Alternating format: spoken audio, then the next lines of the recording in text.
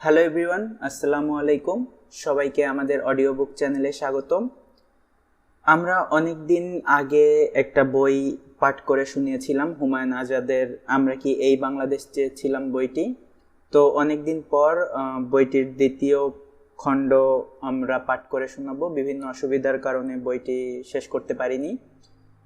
তো আজকে আমরা বইটির দ্বিতীয় পাঠ পড়ে শোনাচ্ছি। যারা আমাদের চ্যানেলে নতুন তারা কাইন্ডলি চ্যানেলটি সাবস্ক্রাইব করে সাথে থাকবেন। তো চলুন শুরু করা যাক। মেজর জিয়া এরশাদের মতো বিদূষক ছিলেন না, তাহলে এখনো তিনি বিদূষকের মতো বেঁচে থেকে কৌতুক জোগাতেন। তিনি ছিলেন ট্র্যাজিক নায়ক, যদিও ক্ষুদ্র মাপের, গ্রিক নয় বাঙালির আকারের, একটি রঙ্গমঞ্চে যিনি হঠাৎ আবির্ভূত হয়েছিলেন। তার উত্থান ও পতন ট্র্যাজিক নায়কের মতোই, যদিও তাকে অনেকেই নায়ক মনে নাও করতে পারে। মনে করতে পারে তিনি ছিলেন ছোটখাটো নায়কের মুখোশ পরা ছদ্মবেশী, মুখোশের ভেতরে ছিলেন ভিন্ন রকম, যা সবাই দেখতে পায়নি। সারা 1971-এ যত কিছু ঘটেছে, বিশ্বে বাংলাদেশের মুক্তিযুদ্ধের যত সংবাদ পৌঁছেছে, যত প্রচার হয়েছে, মুক্তিযোদ্ধারা যত সেতু উড়িয়েছে, যত পাকিস্তানি জন্তু বধ করেছে, যত বাঙালি নিহত হয়েছে, যত নারী লাঞ্ছিত হয়েছে, আর আমরা স্বাধীনতার যত স্বপ্ন দেখেছি, তার সবটাই মুজিবের নামে। অন্য কোনো নামে এটা ঘটতে পারত না, অন্য কোনো নাম থেকে এ প্রেরণা উৎসারিত হতো না। বাংলাদেশকে মুক্তিযুদ্ধে পৌঁছে দিয়েছিলেন মুজিব। বন্দি থেকেও তিনি নিয়ন্ত্রণ করেছিলেন মুক্তিযুদ্ধকে। তিনি সৃষ্টি করে চলেছিলেন একটি স্বাধীন রাষ্ট্র। মুজিবকে আমরা প্রচণ্ড সমালোচনা করতে পারি, তিনি সমালোচনার ঊর্ধ্বে নন।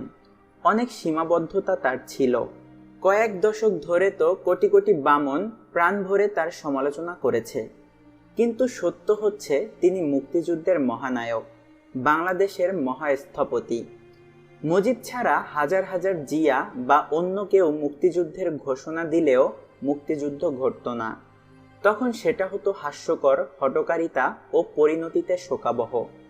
মুক্তিযোদ্ধারা এগিয়ে আসতো না এবং বিশ্ব আমাদের পক্ষ নিত না, সাড়া দিত না। এটা ঘটেছিল মুজিবের জন্যই।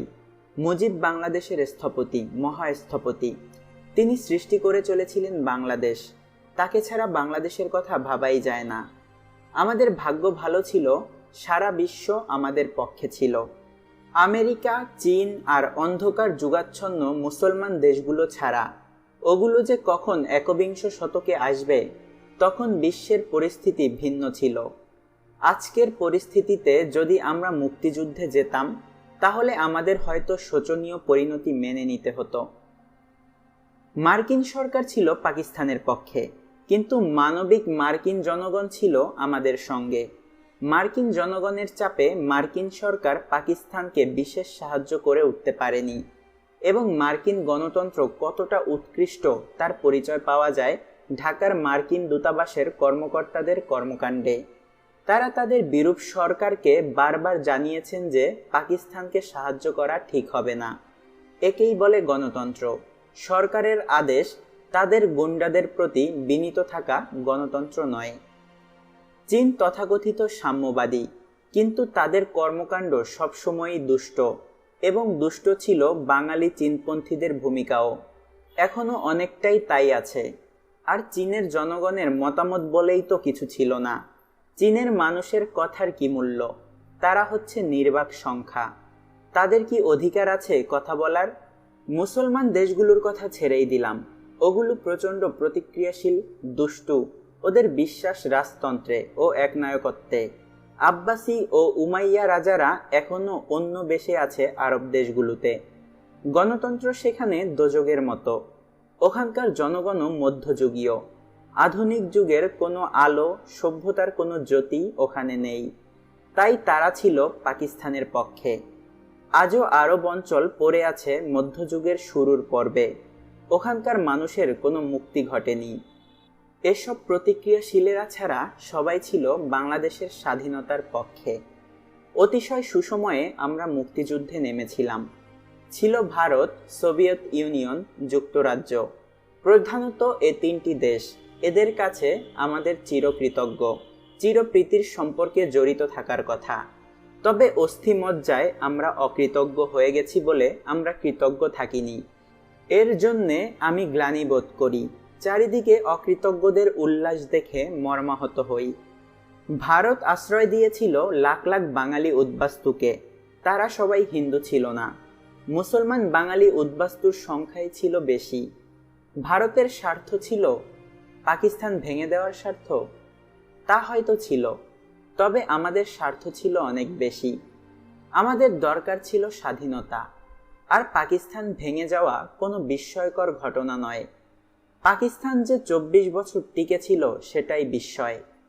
পাকিস্তান নামের উদ্ভট দেশটির জন্মই হয়েছিল ভেঙে যাওয়ার জন্য। ওটিকে আমি কখনো আমার নিজের দেশ বলে ভাবতে পারিনি। তখন ইন্দিরা গান্ধী ছিলেন ভারতে। তিনি কাজ করেছিলেন মুজিবের বিকল্প সত্তারূপে। ইন্দিরার ভূমিকা ছিল অত্যন্ত গুরুত্বপূর্ণ। পরে তিনিও তার দেশে একনায়ক হয়ে উঠেছিলেন, ট্র্যাজিক পরিণতি বরণ করেছিলেন। কিন্তু আমরা ঋণী তার কাছে। আমি তাকে কখনো দেখিনি। বাংলাদেশে যখন এসেছিলেন তাকে দেখতে যাইনি। আমার অনেক বন্ধু যারা ছাত্র জীবনে ছিল আইয়ুব মোমেনপন্থী, মুক্তিযুদ্ধের সময় মুজিব ও ইন্দিরার নাম তাদের মধ্যেও কতটা জাদু সৃষ্টি করেছিল তা আমি দেখেছি। মুজিব ও ইন্দিরার নাম নেয়ার সময় তারা এক ধরনের অতীন্দ্রিয় আবেগে কেঁপে উঠত। তারা দেবতার ছোঁয়া পেত। তারা হয়তো ছিল স্বভাবতই পূজরী। আইয়ুব থেকে মুজিব ইন্দিরার পূজোয় নিবেদিত হয়ে তারা ভিন্ন অতীন্দ্রিয়তার স্পর্শ পেত। এটা দেখে আমি বিস্মিত হতাম। তবে এটা শুধু সাধারণদের মধ্যেই দেখেছি তা নয়। পাকিস্তান পর্বে অনেক কবি কায়েদে আজম নিয়ে শত শত পদ্য লিখেছেন। তারাই আবার বাংলাদেশ পর্বে মুজিবকে নিয়ে মেতে উঠেছেন পদ্মে। আমাদের মুক্তিযোদ্ধারা ছিল দিকে দিকে। ইন্দিরা পৃথিবীকে দীক্ষিত করেছিলেন আমাদের মুক্তিযুদ্ধের মন্ত্রে। শব্দটি সম্ভবত পৌত্তলিক হয়ে গেল এবং সোভিয়েত ইউনিয়নকে কাজে লাগিয়েছিলেন বারবার। সোভিয়েত ইউনিয়ন জাতিসংঘে বারবার ভেটো দিয়েছিল আমাদের পক্ষে। বিবিসি এবং পৃথিবীর প্রায় সমস্ত প্রধান সংবাদ মাধ্যম বস্তুনিষ্ঠ ও মানবিকভাবে পক্ষ নিয়েছিল আমাদের। 1971-এর ডিসেম্বরের কয়েকদিনের যুদ্ধে অংশ নিয়েছিল ভারতীয় সশস্ত্র বাহিনী। তাদেরও অনেকে জীবন দিয়েছিলেন আমাদের জন্য, তাই তারাও আমাদের মুক্তিযোদ্ধা। ভারতীয় সেনাবাহিনীর পূর্বাঞ্চলের প্রধান জেনারেল অরোরা হয়ে উঠেছিলেন আমাদের প্রিয় ব্যক্তি। জেনারেলরা যে প্রিয় হতে পারে তাই দেখিয়েছিলেন অরোরা, যার নামের অর্থ মেরু প্রভা। আর ঘৃণিত ছিল নিয়াজি ফরমান আলীরা। এখন বাংলাদেশে ভারত বিদ্বেষ অত্যন্ত প্রবল, কেননা পাকিস্তানের প্রেত চেপে আছে আমাদের উপর। অশুভ প্রতিক্রিয়াশীলেরা প্রবল হয়ে উঠেছে বাংলাদেশে। ঘাতক শত্রুদের শয্যায় এখন আমরা পুলকিত প্রমোদ রাত্রি যাপন করছি। আমাদের যেখানে কৃতজ্ঞ থাকার কথা ভারতের কাছে, ভারতের অধিবাসীদের ও সশস্ত্র বাহিনীর কাছে তাদের প্রতি অনুরাগ বোধ করা যেখানে সততা, সেখানে আমরা কৃতজ্ঞের ভূমিকা পালন করছি। এমন অকৃতজ্ঞতার ভার বহন করা কষ্টকর। ভারত বিদ্বেষের কারণ হলো স্বাধীনতার পক্ষের পরাজয় ঘটেছে। মাথাচাড়া দিয়ে উঠেছে স্বাধীনতার বিপক্ষ শক্তি, যারা বহন করেছে পাকিস্তানের উত্তরাধিকার। অত্যন্ত বেদনার বিষয় হচ্ছে মুক্তিযোদ্ধাদের একটি বড় অংশ যারা পাকিস্তানের বিরুদ্ধে যুদ্ধ করেছে, জীবন দিয়েছে, তারাও মানসিকতায় ছিল পাকিস্তানবাদী। আর বাংলাদেশের সশস্ত্র বাহিনী পাকিস্তানি চেতনাই লালন করেছে। তাদের উচ্চপদস্থরা জীবনের শুরুতেই পাঠ নিয়েছিল পাকিস্তানবাদের, প্রতিক্রিয়াশীলতা ও ভারত বিদ্বেষ, যার দুটি মূল স্তম্ভ। এছাড়া প্রতিক্রিয়াশীল রাজনীতিক ও পীর মাওলানারা তো আছেই, যারা ইরান তুরানের স্বপ্নে বিভোর। আমাদের প্রতিক্রিয়াশীলেরা এখন যাকে দণ্ডিত করতে চায় তাকেই নিন্দিত করে ভারতপন্থী বলে। পাকিস্তানের প্রচণ্ড প্রতিক্রিয়াশীলদের ভারত বিদ্বেষ ধারা এখনো সমানে চলছে বাংলাদেশে। ভারতপন্থী নিন্দাসূচক নাম হয়ে উঠেছে, যদিও হওয়া উচিত ছিল প্রশংসাসূচক। কেননা ভারতের থেকে কে আমাদের বেশি উপকার করেছে? জাতি হিসেবে আমরা শোচনীয় কৃতজ্ঞতার পরিচয় দিয়ে চলছি।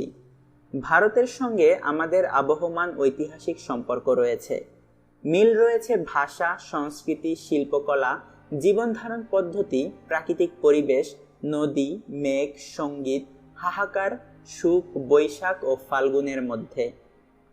ভারতের সঙ্গে যারা সাংস্কৃতিক, শৈল্পিক, ভাষিক ও আরও অজস্র বিষয়ে আন্তঃসম্পর্ক বোধ করে, তারা বাংলাদেশকে ভারতের হাতে তুলে দিতে চায় না। তারা স্বাধীন বাংলাদেশই চায়। তবে তারা বহু বিষয়ে গভীর সম্পর্ক বোধ করে ভারতের সঙ্গে, কেননা তারা এটা তাদের রক্তে অনুভব করে।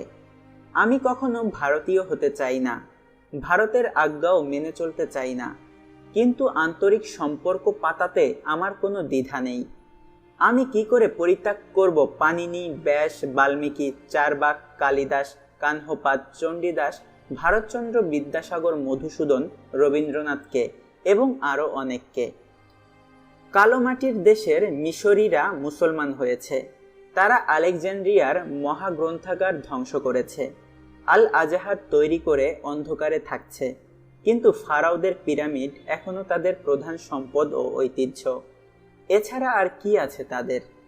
ভারতের রয়েছে মহান ঐতিহ্য, যার অংশী আমরাও। এ মিল আমাদের নেই পাকিস্তান, আফগানিস্তান, পারস্য, ইরাক, কাতার, দুবাই, সৌদি আরব, মিশর, ইয়েমেনের সঙ্গে। এদের সঙ্গে আমাদের মিল আছে শুধু ধর্মে। আরবরা তো আমাদের সম্পূর্ণ বিপরীত। এখনো ওরা উগ্র যাযাবর, যাদের কাজই ছিল গোত্রে গোত্রে হানাহানি করা।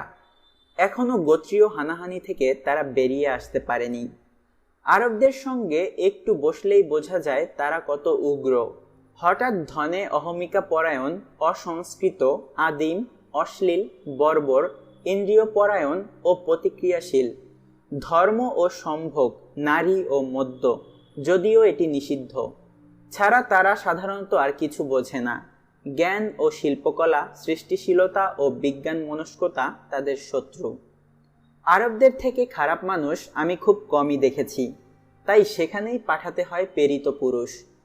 নিউ ইয়র্কে এক বাঙালি তরুণের সঙ্গে আমার দেখা হয়েছিল রাস্তায়। সে শিক কাবাব বেচে ম্যানহাটনের ট্যানেল স্ট্রিটে। 7 বছর সে এক আরব দেশে ছিল, তার মতে দোজগে ছিল, আর নিউ ইয়র্কে সে আছে বেহেস্তে। আরব আর আমেরিকার মধ্যে বেহেস্ত দোজগের পার্থক্য। ধর্মের ক্ষেত্রেও তারা খুবই কপট। যান্ত্রিকভাবে তারা নামাজ আদায় করে, এর বেশি কিছু করে না। একসঙ্গে অনেকগুলো স্ত্রী রাখে, দাসীও রাখে অনেকগুলো, যাদের তারা সম্ভোগ করে পিতা ও পুত্ররা মিলে।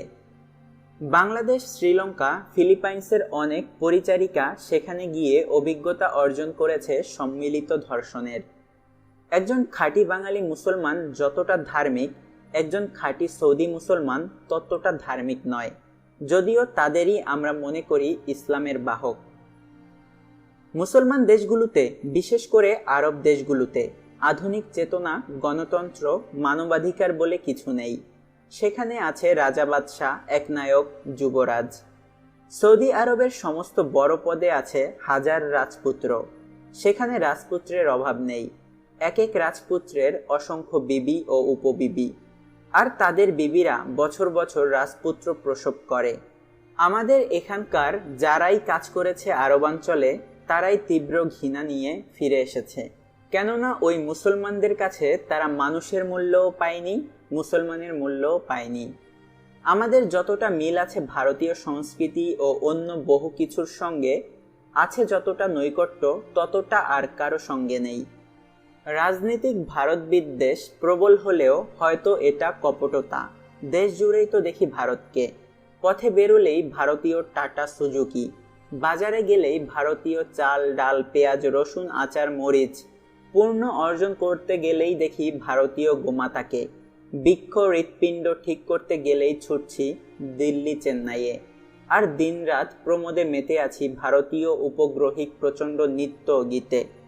পড়ে আছি তরুণীদের দেহের বাঁকে। ধার্মিকেরাও ওই তরুণীদের দেহের ডাকে নিরন্তর কাঁপছে। আমরা বাস করছি প্রচণ্ড রাজনীতিক ভণ্ডামোর মধ্যে। মুখে ভারত বিদ্বেষ আর পেটের ভেতরে, মাংসের ভেতরে ভারত। এশীয় মুসলমান একনায়কেরা কখনো কখনো তথাকথিত নির্বাচনের মাধ্যমে ক্ষমতায় এলেও তারা স্বৈরাচারী একনায়কই থেকে যায়। তারা গণতান্ত্রিক প্রধানমন্ত্রী হয়ে ওঠে না। তারা হয় দেশের স্বেচ্ছাচারী বিধাতা। তাদের এবং তাদের স্বার্থভোগী স্থাবকদের মুখে মাঝে মাঝে একটি কথা শোনা যায় যে পাশ্চাত্য মূল্যবোধ আমাদের এখানে চলে না। পশ্চিমের সঙ্গে একটু ঠোকাঠুকি হলেই বলে পশ্চিম তাদের মূল্যবোধ আমাদের উপর চাপিয়ে দিতে চায়। এটা আমরা মানতে পারি না। এসব শুনতে বেশ লাগে, মাঝে মাঝে বমিও আসে। যেন আমাদের আছে খুবই উৎকৃষ্ট মূল্যবোধ, যা পশ্চিমের মূল্যবোধের থেকেও মহত্তর। মালয়েশিয়ায় মিল হচ্ছিল না একনায়ক প্রধানমন্ত্রীর সঙ্গে উপপ্রধানমন্ত্রীর। প্রধানমন্ত্রী তার এক সময়ের প্রিয় লোকটিকে সমকামী ঘোষণা করে, কুকুরটিকে খুন করার জন্য একটি কুনাম দিয়ে কারাগারে ঢুকিয়ে দিল। তার আর বেরোনোর উপায় রইল না। এই হলো প্রাচ্যের গণতান্ত্রিক মূল্যবোধ। আমাদের এখানে কি কোনো প্রকৃত মূল্যবোধ আছে? আমরা তা কি সৃষ্টি করেছি? আমাদের মূল্যবোধ তো উৎপীড়ন, শোষণ, ক্ষমতা দখল, জমি দখল, নদী দখল, ঘুষ, দুর্নীতি, লুণ্ঠন, অন্যায়, অনাচার, মিথ্যাচার, দাপট, মানুষের অধিকার ছিনতাই। আমরা কি প্রকৃতপক্ষে কোনো মূল্যবোধ সৃষ্টি করেছি যেমন করেছে পশ্চিম? পশ্চিম হচ্ছে ভবিষ্যৎমুখী, মুক্তির মণ্ডল। তারা দশকে দশকে, বছরে বছরে এগিয়ে যায় সামনের দিকে। সমস্ত এলাকায় এবং মানুষকে মুক্ত করারই সূত্র তারাই বের করে চলেছে কয়েক শতক ধরে। স্বাধীনতার কথাও তারাই আমাদের শিখিয়েছিল। আমরা অতীতমুখী, মানুষকে বন্দি করে রাখাতেই আমাদের সুখ। পশ্চিম মানুষকে যে অধিকার দিয়েছে, আমরা কি তা দিয়েছি? মানবাধিকারের কথাও আমরা শুনেছি পশ্চিমের কাছেই। তারা মানুষকে যেমন মানুষ মনে করে, আমরা কি তা করি? পশুকেও তারা যে মূল্য দেয়, আমরা কি দেই মানুষকে? একটি বেড়াল গাড়ি চাপা পড়লেও তারা সেটিকে নিয়ে হাসপাতালে ছোটে, আর আমরা মানুষকে চাপা দিয়ে উল্লাসে পালিয়ে যাই। এই আমাদের মহান প্রাচ্যদেশীয় মূল্যবোধ। রোমান একনায়কেরা ঈর্ষা করত প্রাচ্য একনায়কদের। তারা বলতো আমাদের এত ক্ষমতা, যা ইচ্ছা করতে পারি। কিন্তু প্রাচ্য একনায়কদের পাশে আমরা তুচ্ছ। ওরা যার তার গলা কাটতে পারে, আমরা পারি না। পশ্চিম মানুষকে মূল্য দিতে চেষ্টা করেছে নিপীড়নের মধ্যেও, আর আমরা আদরের মধ্যেও মানুষকে মূল্য দেই না। আমাদের এখনকার একনায়কেরা তারা হয়তো তথাকথিতভাবে নির্বাচিত, যা করতে পারে মার্কিন রাষ্ট্রপতি বা ব্রিটিশ প্রধানমন্ত্রীর পক্ষে তা সম্ভব নয়। এমনকি আমাদের একটি দারোগা বা সচিব নিয়মিতভাবে ক্ষমতার যে অপব্যবহার করে, তা মার্কিন রাষ্ট্রপতির পক্ষে সম্ভব নয়। আমাদের দারোগারাও যুক্তরাষ্ট্রের রাষ্ট্রপতির থেকে শক্তিমান। তাদের দাঁড়ানোর, বসার, হাঁটার ভঙ্গি দেখলেই তা বোঝা যায়। ওই ভদ্রলোক বিশ্ব নিয়ন্ত্রণ করতে পারেন, কিন্তু একটি মার্কিন নাগরিককে পীড়ন করতে পারেন না, বা একটি ডলারও অবৈধভাবে নিতে পারেন না রাষ্ট্রকোষ থেকে। আর আমাদের শক্তিমানেরা, তারা সর্বশক্তিমান, তারা বিধাতা। তারা যা ইচ্ছে তা করতে পারে, খুন করতে পারে, অবৈধ অর্থে ফেপে উঠতে পারে। তাদের আত্মীয় স্বজনেরা অঞ্চলে অঞ্চলে প্রভু হয়ে উঠতে পারে এবং ওঠে, কিন্তু আমাদের বলার কিছু নেই। আমরা পারি শুধু অসহায়ভাবে তাদের মহান শক্তির ক্রিয়া উপভোগ করতে। তারা কর্তা, তারা ক্রিয়া করে, আমরা কর্ম, আমরা তাদের কর্মের ফল ভোগ করি। এই হচ্ছে আমাদের মূল্যবোধ। একটি ঘটনার কথা আমি ভুলতে পারি না। 1974-এ পাশাপাশি বসে টেলিভিশনে বিশ্বকাপ ফুটবল দেখছিলাম। আমি আর ইউগোস্লাভিয়ার আমার এক বন্ধু। সে মহা এক নায়ক, বুক ভরা তারকা খচিত টিটোর দেশের মানুষ। সে জানতো এক নায়কত্ব কাকে বলে। খেলা হচ্ছিল জার্মানিতে। সেদিন ইংল্যান্ড দল খেলছিল বলে ব্রিটিশ প্রধানমন্ত্রী উইলসনও খেলা দেখতে গিয়েছিলেন। খেলায় ইংল্যান্ড দল হেরে যায়। ব্রিটিশ প্রধানমন্ত্রী খেলার শেষে ঘটনাটি সরাসরি দেখানো হচ্ছিল টেলিভিশনে। ইংল্যান্ড দলের ব্যবস্থাপককে একটি পরামর্শ দেন। তার উত্তরে ব্যবস্থাপক বলেন, মিস্টার প্রধানমন্ত্রী, আপনি 10 নম্বর ডাইনিং স্ট্রিটে গিয়ে আপনার নিজের কাজ করুন। কথাটি শুনে ভয় পেয়ে আমার ইউগোস্লাভ বন্ধু চেয়ার থেকে প্রায় মেঝেতে পড়ে যায় আর বলতে থাকে, আমার দেশে একথা একটা ছোট্ট নেতাকে বললেও ব্যবস্থাপকটিকে আর খুঁজে পাওয়া যেত না। ওই মহা একনায়ক ও তার মহাদস্যুরা ধ্বংস হয়ে গেছে, দেশটিকেও ধ্বংস খান খান করে গেছে। আমাদের অবস্থাও কি এই রকম নয়? আমরাও কি একটি পাতি নেতাকে এমন কথা বলে নিঃশ্বাস নেওয়ার অধিকার রাখি? আমাদের নেতারা তো মহাশক্তিমান, বিধাতা তাদের শক্তিমান করেছে। আমি যখন এই বইটি লিখছি, কারো কারোর সঙ্গে কথা বলছি, তারা ভয়ে কেঁপে আমাকে সাবধান করে দিচ্ছেন, সাবধান, জিয়া, খালেদা জিয়া, তারেক আর বিএনপি সম্পর্কে কোনো কড়া কথা লিখবেন না, সাবধান। তাদের চোখে মুখের আতঙ্ক দেখেই বুঝতে পারি আমরা কি ভয়ানক গণতন্ত্রে বসবাস করছি। জনগণ ভয়ানক অপারেশন ক্লিন হার্ট দেখেছে, যাতে পিষে ফেলা হয়েছে হাজার হাজার মানুষকে, খুন করা হয়েছে 40 জনেরও বেশিকে।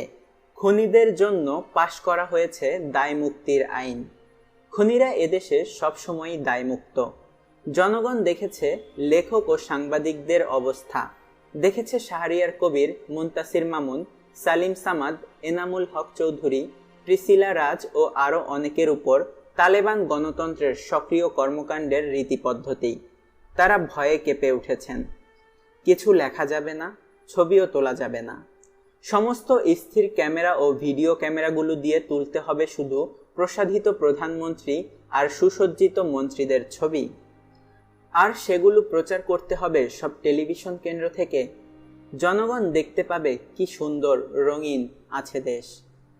সারা দেশই তো তাদের সম্পত্তি, রাষ্ট্রের সব টাকাই তো তাদের টাকা, প্রতিটি ব্যাংকই তো তাদের ব্যাংক, মন্ত্রিসভা হচ্ছে তাদের পরিবার সভা, তারা যা বলে তাই আইন। অ্যান্টনি সিজারকে বলেছিল, সিজার যখন কিছু বলেন, বলার আগেই তা প্রতিপালিত হয়। আমাদের এখানে কোনো সিজার নেই, সবাই তুচ্ছ, অতিশয় তুচ্ছ, কিন্তু তাদের কথাও বলতে হয় না, তাদের মুখ দেখেই তাদের বাসনা প্রতিপালিত হয়। তাই প্রাচ্যের আমাদের মূল্যবোধ নিয়ে গৌরব করার কিচ্ছু নেই। ওগুলোর অধিকাংশই মানুষের জন্য ক্ষতিকর, ওগুলো থেকে মুক্তিই মঙ্গল। প্রকৃত মূল্যবোধ যা কিছু আমরা পেয়েছি তা সবই পশ্চিম থেকে, শব্দটিও অনুবাদ করে পেয়েছি পশ্চিম থেকে। আমরা এখন যত গুরুত্বপূর্ণ ধারণা মগজে বই, তার সবটাই পশ্চিমের কাছে পেয়েছি। আমাদের আছে আদব কায়দা, সালাম আদাব, পশ্চিমের আছে মূল্যবোধ। মূল্যবোধ বলতে আমরা কি বুঝি? বুড়োদের সালাম আদাব দেয়া, প্রভুদের তোষামত করা, নামাজের নামে কাজ ফাঁকি দেয়া, ওপরওয়ালাকে স্যার স্যার হুজুর হুজুর করা, রেডিও টেলিভিশনে আজান দেয়া, ওয়াজ করা ও ধর্মের নামে নানা বাজে কথা বলা, প্রস্রাবের পর প্রকাশ্যে কুলুপ নিয়ে কদম কদম হেঁটে পরিস্থিতিকে পবিত্র করা, ছেলে মেয়েদেরকে একসাথে বসতে না দেয়া, প্রেম করতে না দেয়া, চুমু খেলে গ্রেপ্তার করা। তবে প্রকাশ্যে খুন করা আমাদের মূল্যবোধের পরিপন্থী নয়। প্রকাশ্যে রাস্তায় কেউ কাউকে খুন করলে, যা এখন প্রত্যাহিক জাতীয় কর্মকাণ্ডে পরিণত হয়েছে, সেটাকে আমরা মূল্যবোধের অবক্ষয় মনে করি না। চুমু খেলে সেটাকে মূল্যবোধের চরম অবক্ষয় মনে করি। ঘুষ খাওয়াও আমাদের উন্নত মূল্যবোধের অঙ্গ, এটাকে কেউ আমরা খারাপ মনে করি না। আমাদের প্রবল ধর্মবোধের সঙ্গে এর কোনো বিরোধ নেই, বরং যে যত ঘুষ খেতে পারে তাকে আমরা তত মর্যাদা দেই। আমাদের মূল্যবোধ হচ্ছে রাস্তার পাশে প্রস্রাব করে কুলুপ নিয়ে গর্বের সঙ্গে 40 কদম হাঁটা, যেখানে সেখানে হোটেলে বাড়িতে খোঁজাখুঁজি করা যে কেউ জেনা করছে কিনা, কেউ মদ খাচ্ছে কিনা, যদিও শক্তিমানেরা এসব নিয়মিত করে, কারণ তারা যা করে তা হচ্ছে দেবতাদের লীলা খেলা। শক্তিহীনেরা করলে তা মূল্যবোধের অবক্ষয়। নিরর্থক ভণ্ডামতে ভরা আমাদের মূল্যবোধ, যা শুধু ঘেন্না যোগায়। যা কিছু ভালো মানবিক তার সবই পেয়েছি পশ্চিম থেকে। আমি আজ পর্যন্ত পূবে এক টুকরো নৈতিকভাবে ভালো জিনিস খুঁজে পাইনি। মাতৃভক্তি, পিতামাতার পদতলে স্বর্গ, এগুলো নিরর্থক বাজে কথা বলি মাত্র। পিতামাতারা আমাদের দেশে যতটা অভক্তি পায়, পশ্চিমে তা পায় না। কেননা ভক্তির কোনো দরকারই নেই স্বাধীন মানবাধিকার পূর্ণ সমাজে। জ্ঞান, বিজ্ঞান, যুক্তি, মানবাধিকার, স্বাধীনতা এবং এমন হাজারো বোধ আমরা পেয়েছি পশ্চিম থেকে। আমাদের বিদ্যালয় থেকে বিশ্ববিদ্যালয়গুলো গড়ে উঠতই না যদি পশ্চিম না এটা শেখাতো। তবে নিরর্থক অতীতের বন্দনা করা আমাদের ব্যাধি।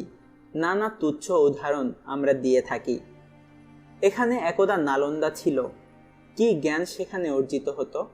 নির্বাণ লাভের বিজ্ঞান, জন্মের শৃঙ্খল মোচনের পদ্ধতি, ওটা কি কোনো জ্ঞান?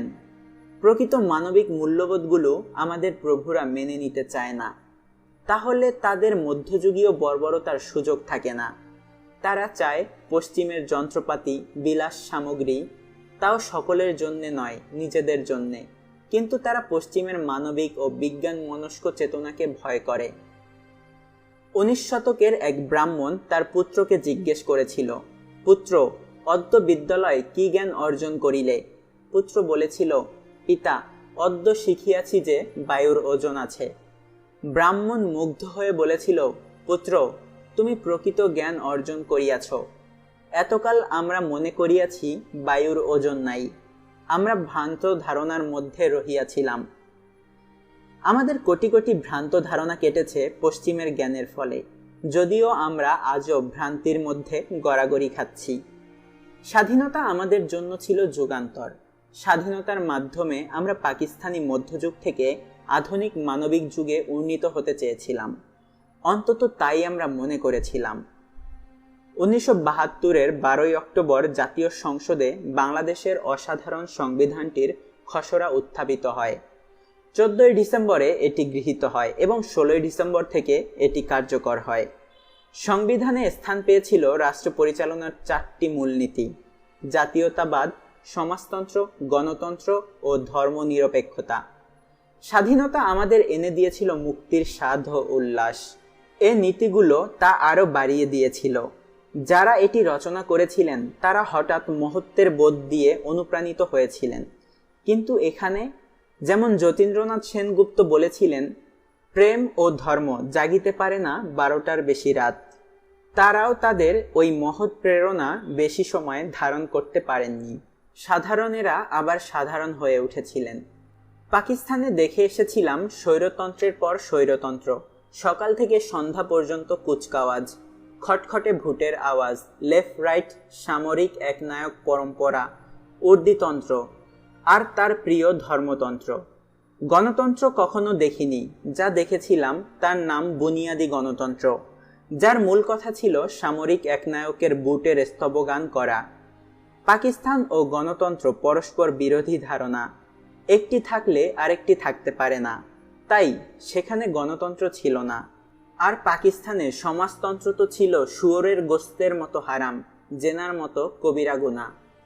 মুক্তিযুদ্ধের সময় কি আমরা এই 4টি নীতির কথা, জাতীয়তাবাদ, সমাজতন্ত্র, গণতন্ত্র ও ধর্মনিরপেক্ষতার কথা ভেবেছিলাম?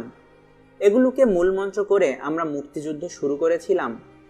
মুক্তিযুদ্ধে গিয়েছিলাম আমরা অনুপ্রাণিত হয়ে, সব পরিকল্পনা করে, নীতি ও অস্ত্রশস্ত্র গোছগাছ করে আমরা মুক্তিযুদ্ধ শুরু করিনি। স্বাধীনতাই ছিল আমাদের একমাত্র লক্ষ্য এবং মনে করেছিলাম স্বাধীনতা পেলে উৎকৃষ্ট সব কিছু পাব। বাংলাদেশের সংবিধানটি প্রণীত হয়েছিল বাংলায়। এটিও একটি যুগান্তকারী ঘটনা। এর একটি ইংরেজি রূপও ছিল এবং বলা হয়েছিল 2টি রূপের মধ্যে অমিল দেখা দিলে বাংলা রূপটি প্রাধান্য পাবে। এ নীতি 4টি ছিল একটি আধুনিক রাষ্ট্রের উপযোগী মূলনীতি। আমরা এমন একটি রাষ্ট্রই চেয়েছিলাম যা পাকিস্তান থেকে, ইরান তুরান থেকে, মধ্যযুগ থেকে অনেক সুদূর, আধুনিক। গণতন্ত্র ও সমাজতন্ত্র যদিও পরস্পর বিরূপ, তবুও আমরা ভেবেছিলাম এ দুটির সমন্বয় ঘটবে বাংলাদেশে। আমাদের ব্যক্তিগত স্বাধীনতা, বাক স্বাধীনতা, চিন্তার স্বাধীনতা যেমন থাকবে, তেমনি আমাদের অর্থনীতি হবে সমাজতান্ত্রিক। তাতে সব মানুষের জীবিকা নিশ্চিত হবে, সাধারণ মানুষ শোষিত হবে না, একদল পুঁজিপতি দেশটিকে লুটে খাবে না। গণতন্ত্র ও সমাজতন্ত্র ভীতিকর ছিল না কারো কাছে। শুনতে শুনতে এ দুটিকে সবাই কোনো সুখাদ্য বলেই মনে করত। এমনকি গণতন্ত্রের, সমাজতন্ত্রের শত্রু একনায়কেরাও তখন এ দুটির গুণই গাইত। ধর্মনিরপেক্ষতার নীতিটিই ছিল অভিনব ও ভীতিকর। আগে এর কথা শোনা যায়নি। মুসলমান, যদিও বাঙালি, যাদের মানসিক ও শিক্ষাগত উন্নতি বিশেষ ঘটেনি, যারা একসময় আল্লাহু আকবার, নারায়ে তাকবীর এ মেতে উঠত, এক মুক্তিযুদ্ধেই তারা হয়ে উঠবে ধর্মনিরপেক্ষ। আমি শুনেছি পাকিস্তান সেনাবাহিনী থেকে পালিয়ে এসে যারা মুক্তিযুদ্ধে অংশ নিয়েছিলেন, আক্রমণের সময় তারা ইয়া আলী আল্লাহু আকবার বলে ঝাঁপিয়ে পড়তেন। অনেকের কাছে এ নীতিটিই ছিল ভীতিকর। সংবিধান প্রণেতারাও অনেকে ধর্মনিরপেক্ষ ছিলেন না। সংবিধানে এটি রাখার সময় তারা অনেকেই হয়তো দোজখের ভয়ে কাঁপছিলেন। তাই অতিলম্বেই ভয় পেয়ে তারা বলতে শুরু করেছিলেন, ধর্মনিরপেক্ষতার অর্থ ধর্মহীনতা নয়, এবং নানা ধর্মীয় অনুষ্ঠানে তারা উৎসাহের সঙ্গে যোগ দিতে শুরু করেছিলেন। ভয় ঢুকে গিয়েছিল তাদের ভেতরেই। ধর্মহীনভাবে বেঁচে থাকা কঠিন, না খেয়ে বেঁচে থাকা সহজ। আর যতই বাঙালিত্বের কথা তারা বলুক না কেন, ভেতরে ভেতরে আসলে তো ছিলেন মুসলমান। তবুও জাতীয়তাবাদ তখন আমাদের রক্তে ঢুকে গেছে। অনেকের কাছে এটি হয়ে উঠেছিল প্রধান পরিচয় ও সুস্থ শরীরে রক্ত সঞ্চালনের মতো স্বাভাবিক। এটা উগ্র জাতীয়তাবাদের সময় নয়, আমরা বাঙালি। এটা সবসময় চিৎকার করে বলারও দরকার নেই। এটা তো গভীর সত্য। এ সত্যটি স্থান পেয়েছিল সংবিধানে। মুক্তিযুদ্ধের সময় আমরা এক ছিলাম, কিন্তু স্বাধীনতার পরপরই দেখতে পাই আমরা বিভিন্ন হয়ে যাচ্ছি, বিরোধ দেখা দিচ্ছে। আমরা শুধু বিভিন্ন হয়ে যাচ্ছিলাম না, আমরা বিভিন্ন প্রতিপক্ষে পরিণত হচ্ছিলাম। স্বাধীনতার কয়েকদিনের মধ্যেই দুটি ব্যাপার আমাকেও বেশ পীড়া দিয়েছিল। একটি হলো হাজি ও রাজাকারদের বিরোধ, আরেকটি দিকে দিকে লুটতরাজ। ডিসেম্বর ও জানুয়ারিতে আমরা মুগ্ধ ছিলাম মুক্তিযোদ্ধাদের বিস্ময়কর মুখায়বব ও উর্দি দেখে। তাদের দীর্ঘ চুল আর বিশ্বস্ত দাড়িগোফ আমাদের কাছে পতাকার মতো মনে হচ্ছিল। তাদের হাতের উদ্যত রাইফেলকে মনে হচ্ছিল স্বাধীনতার বাঁশরি। বাঙালি তরুণদের এমন রূপ আগে কখনো দেখিনি। তারা বিস্ময়কর রূপ নিয়ে দেখা দিয়েছিল আমাদের চোখের সামনে। চে আর কাস্ত্রো 60-এর দশকে আমাদের কাছে যে রোমান্টিক নায়কের রূপে দেখা দিয়েছিল, 71-এর ডিসেম্বরের পর হাজার হাজার চে ও কাস্ত্রোকে আমাদের মধ্যে দেখে আমরা শিউরে উঠেছিলাম। তখন কি জানতাম এদের অনেকেই ছদ্ম চে ও কাস্ত্রো? কিন্তু অল্পকালের মধ্যেই বিরোধ ঘনিয়ে ওঠে। আমাদের চোখ থেকে অনেক স্বপ্ন বিলীন হয়ে যেতে থাকে। স্বপ্নের স্থান দখল করতে থাকে দুঃস্বপ্ন, এবং অনেক নিন্দাসূচক শব্দ তৈরি হয়ে যেতে থাকে। তার মধ্যে কয়েকটি হচ্ছে হাজি, খলিফা আর 16 ডিভিশন। রাজাকার শব্দটি তো আগে থেকেই ছিল, কিন্তু তারও অপব্যবহার শুরু হয়। ভাষাবিজ্ঞানীরা বলেন যে বেশি নৈতিকতাবাচক শব্দেরই পতন ঘটে বেশি। আমাদের মুক্তিযুদ্ধের পর তাদের তত্ত্ব অনেকটা নতুনভাবে প্রমাণিত হয়। যারা হজ করে তারা হাজি, কিন্তু এ শব্দটি নিন্দার্থে ব্যবহৃত হতে থাকে। কলকাতা ও ভারতের বিভিন্ন স্থান থেকে ফিরে আসা শক্তিমান উদ্বাস্তুদের সম্পর্কে কেন এমন হয়েছিল? মুক্তিযুদ্ধের সময় আমরা সবাই ত্রিপুরা বা পশ্চিমবঙ্গে যাইনি, যেতে পারিনি, যাওয়া সম্ভব ছিল না। গেলে মুক্তিযুদ্ধ হতো না। গিয়েছিল অনেকে, তাদের মধ্যে বেশিরভাগ ছিল অসহায় মানুষ, কোনো কৃতিত্ব অর্জনের ভাগ্য যাদের নেই। বেঁচে থাকাই যাদের জীবনের একমাত্র সফলতা। তাতেও তারা সাধারণত সফল হয় না। কিন্তু গিয়েছিলেন অনেক শক্তিমান। ওই শক্তিমানদের কাউকে কাউকে আমি চিনি, যাদের কথা ছিল রাজাকার হওয়ার, কিন্তু পরিস্থিতি তাদের মুক্তিযোদ্ধা করে তুলেছিল।